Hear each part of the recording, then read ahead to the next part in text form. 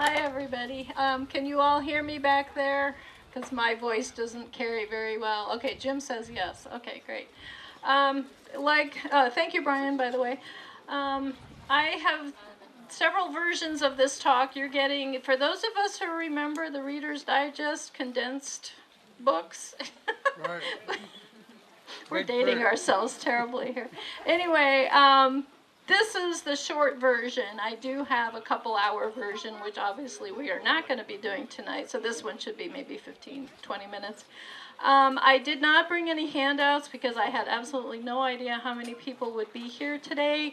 If you want a copy of this, catch me later or email me. I'm real easy to find on the UW website, kpanter@uwyo.edu. It's real easy. And I can easily either send you a copy in the mail or email it or however you choose to receive it. So, without any further ado, one of the reasons I am interested in this subject is there is a resurgence of seed libraries around the state, and actually Laramie has the first one that just opened this year, the first one in the state. And seed saving sounds like a very simple thing. Well, no, not so much. And that was my one main concern when this seed library opened up, was that people understood that saving just any seed from any plant is not necessarily going to give you the same looking plant or the same acting plant once you plant it next year. But we do know that seeds have been utilized for thousands of years. We've been saving them ad nauseum. There are actually some older varieties of wheat, I believe, Brian, that are over, yeah. And we were talking about those earlier today, and those seeds actually have been saved in very controlled environments so that others can utilize them. And so it's a very exact science. The things that most people need to realize are that the self-pollinated crops work the best, and I'll give you a list of those later on here.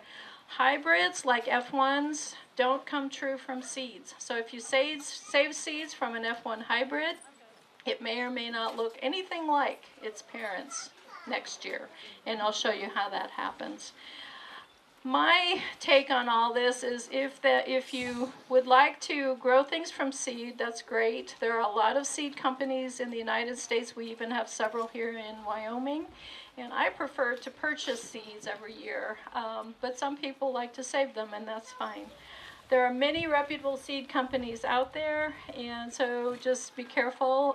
Buy from a reputable company, and you should be okay. We also recommend that you buy seeds for that year. Don't buy any more seeds than you can use in one growing season is kind of the rule of thumb. All right, plants are pollinated in several different ways: wind, insect, and self. If they're pollinated by the same variety, sometimes the seed may not be genetically similar to their parents. And this is because just of the way that genetics work. And I'll give you a really brief genetics lesson here in a minute. But suffice it to say that the progeny or of parents that you get seeds from this year may not look anything like the parents next year. For wind-pollinated plants, if you want to save seeds from wind-pollinated plants and make sure that they're the same variety, it's important that you keep any other varieties that might contaminate these crops at least a mile away. How many of us can really do that? Probably not very many.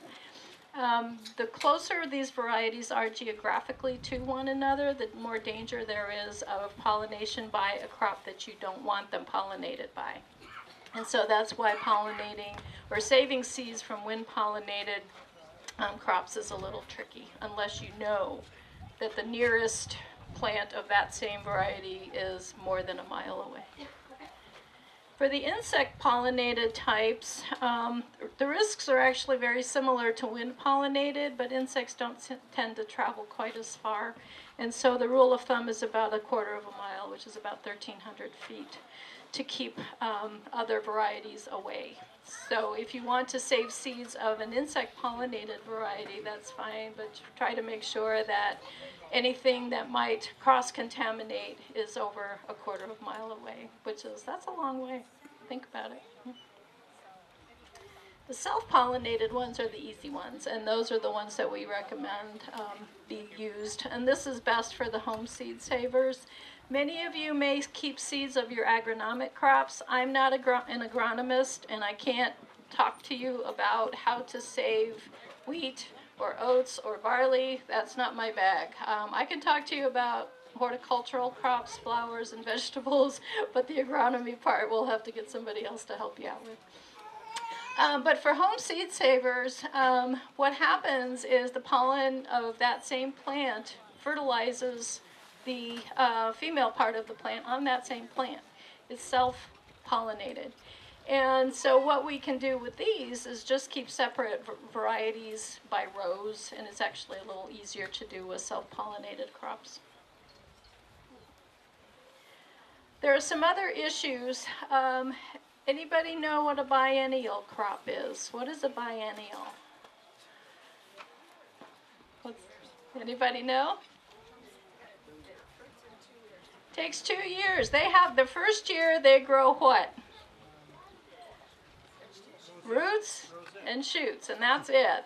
The second year is after they go through a cold period, the winter, that's when they flower and set fruit and set seeds. And so for biennials, if you want to keep seeds of things like radishes, they need to go through a winter and then harvest the seeds the next year.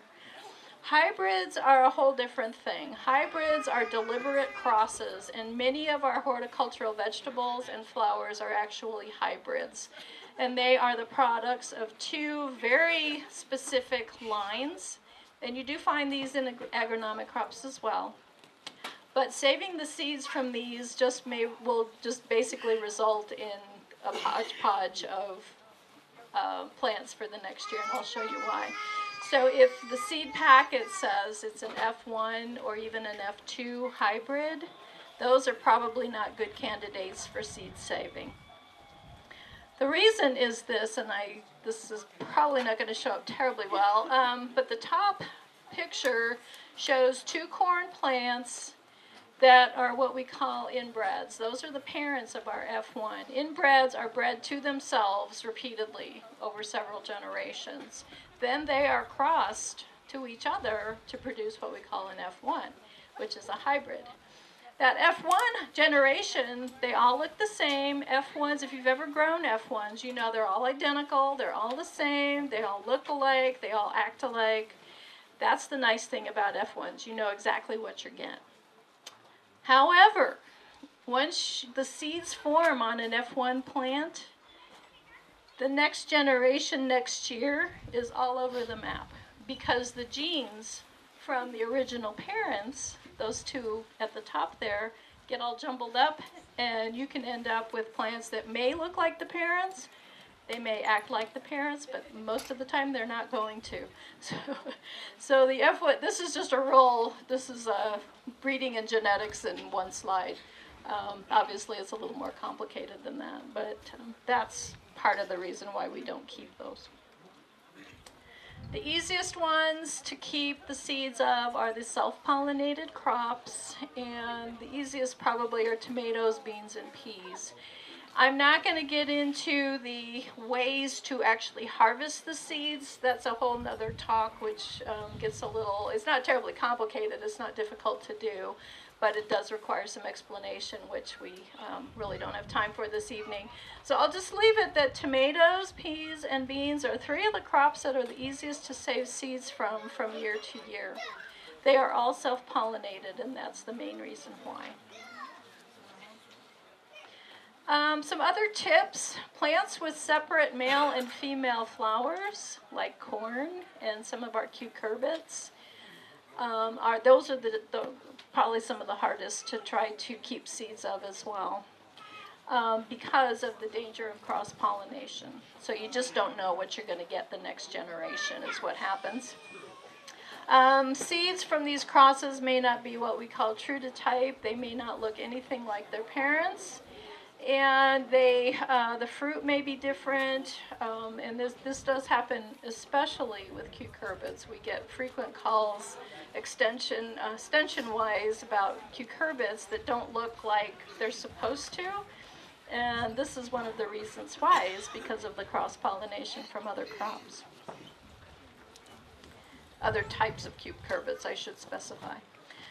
So choosing open pollinated or seeds for saving, open pollinated varieties are often the heirloom types, and I'm not going to get into the heirloom thing either, but those are typically some of our older varieties that haven't been bred to any great extent.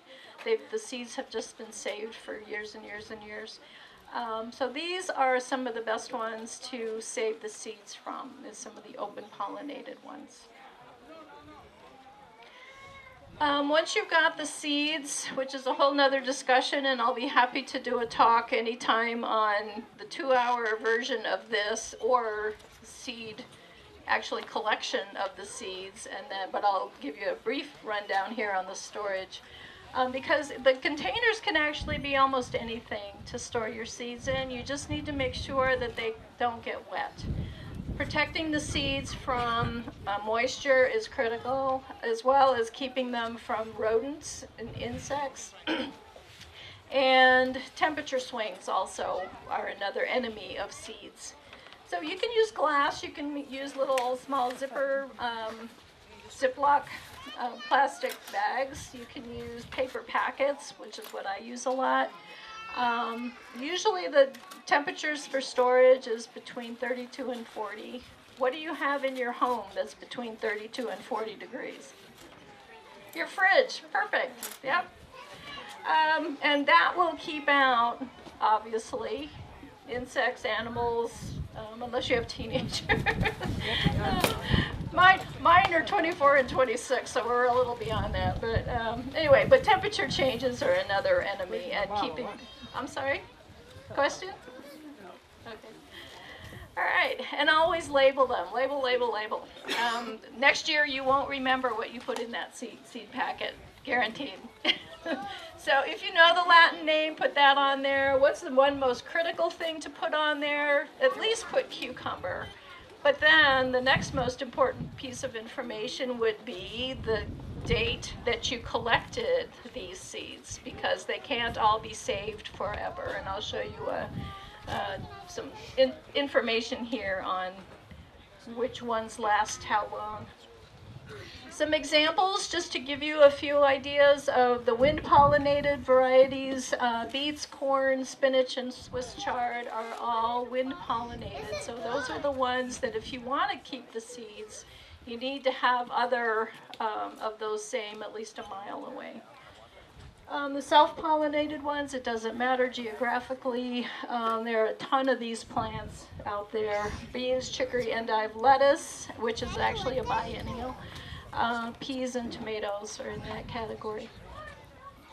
The insect pollinated, and this is where it gets a little tricky because there are so many of them, and hopefully you can get some good pollination. But there's a huge array, and the other thing about seed saving is we're not normally used to keeping our plants in the garden until they look awful.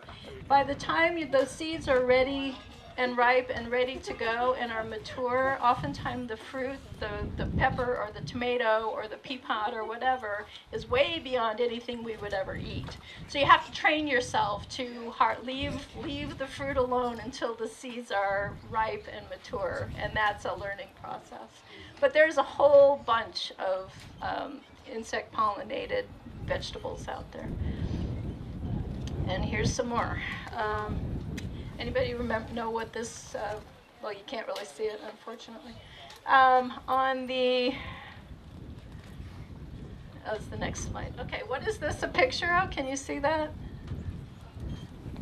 Anybody identify that flower?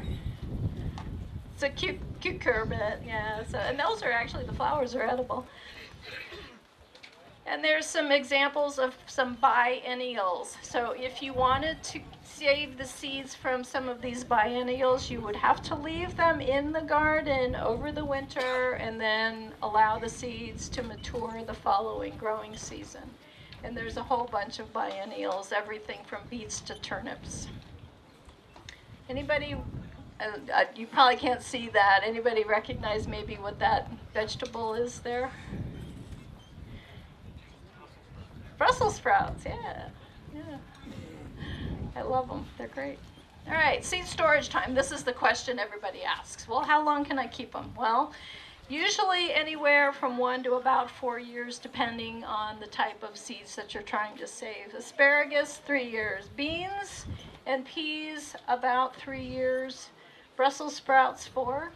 The other long ones are Swiss chard. Corn you can keep for a couple of years and then toss them or use them. Cucumbers up to 5 years. So if they're stored properly, cucumbers are still viable after 5 years. Eggplants 4. Lettuce 1 year. So the thing about lettuce is make sure that you only buy enough that you can use that one growing season, because its viability over the winter will drop dramatically. Others that are short are onions, parsley. Those are 1 year they'll last, and then peppers 2 years. So there's some, and so you can tell they vary tremendously depending on the variety of vegetable that you're dealing with. Here's some other ones. Some of the cucurbits you can keep for 3 or 4 years. Tomatoes, theoretically 4 years. Watermelon up to 4.